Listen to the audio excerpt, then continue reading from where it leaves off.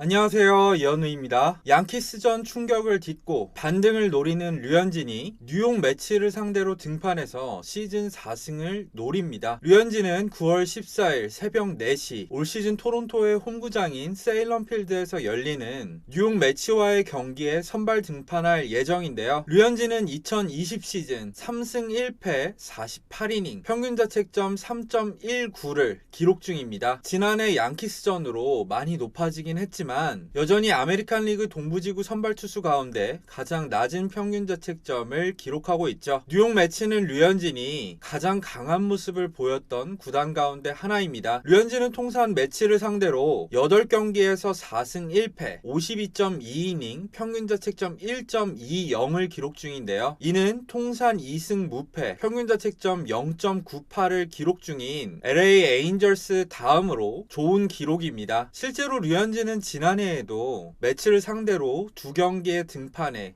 14.2이닝 동안 무실점을 기록하면서 1승을 거둔 적이 있었죠. 그런 만큼 류현진의 컨디션만 정상이라면 무난한 호투가 예상이 되는데요. 류현진 개인을 떠나서 팀의 입장에서 보더라도 이번 경기는 매우 중요합니다. 현재 토론토는 25승 20패로 아메리칸 리그 동부지구 2위를 기록 중입니다. 그런데 3위인 뉴욕 양키스가 어느새 정신을 차리고 4연승을 하면서 경기 차이가 반경기로 줄어들었죠. 따라서 한 번만 삐끗하더라도 순위가 뒤집힐 수 있는 상황입니다. 물론 2위 자리를 내주더라도 여전히 와일드카드 시리즈 진출은 유력한 상황이긴 합니다. 하지만 그래도 기왕이면 2위로 진출하는 게 포스트 시즌 매치업에서 유리하겠죠. 따라서 토론토는 류현진이 등판하는 경기에서만큼은 반드시 이길 필요가 있습니다. 류현진의 선발 맞대결 상대는 좌완 신인 데이비드 피터슨입니다. 피터슨은 지난 2017년이었죠. 메이저리그 신인 드래프트 1라운드 전체 20번째로 뉴욕 매치에 지명됐던 선수인데요. 올 시즌에 데뷔해서 4승 1패 평균 자책점 4.26을 기록 중입니다. 148kg쯤 되는 강력한 패스트볼과 슬라이더가 주무기인 선수인데 약점은 제구입니다. 올해 9이닝당 볼넷이 거의 5개에 육박하기 때문이죠. 따라서 공략을 위해서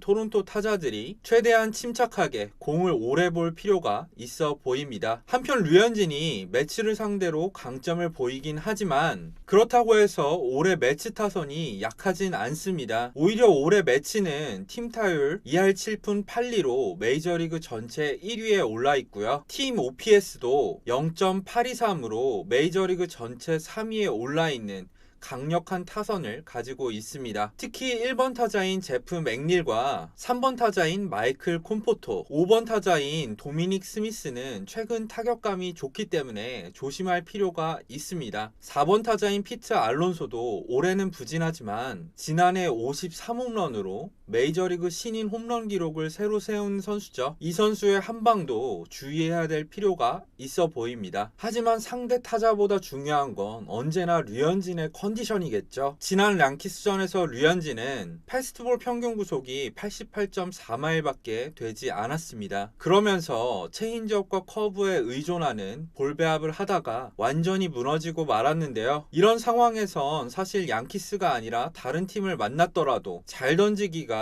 어려웠었죠. 반대로 류현진이 컨디션만 좋다면 제 응원팀이긴 하지만 매치가 아무리 최근에 타격감이 좋더라도 류현진을 공략하기는 어려워 보입니다. 토론토는 매치와의 1차전에서 18대1로 대패를 당했지만 두 번째 경기에선 3대2로 승리하면서 1승 1패를 나눠 가졌습니다. 이 경기에서 주전 유격수인 보비셋이 돌아온 점도 류현진 선수에겐 힘이 되는 부분이겠죠. 과연 류현진은 팀의 연승을 이어가서 토론토를 양키스의 맹추격에서 지켜낼 수 있을까요? 이번 방송은 여기까지입니다. 재밌게 보신 분들은 좋아요와 구독 꼭 부탁드리겠고요. 댓글로도 많은 의견 남겨주시면 감사하겠습니다. 그럼 지금까지 시청해주셔서 감사합니다.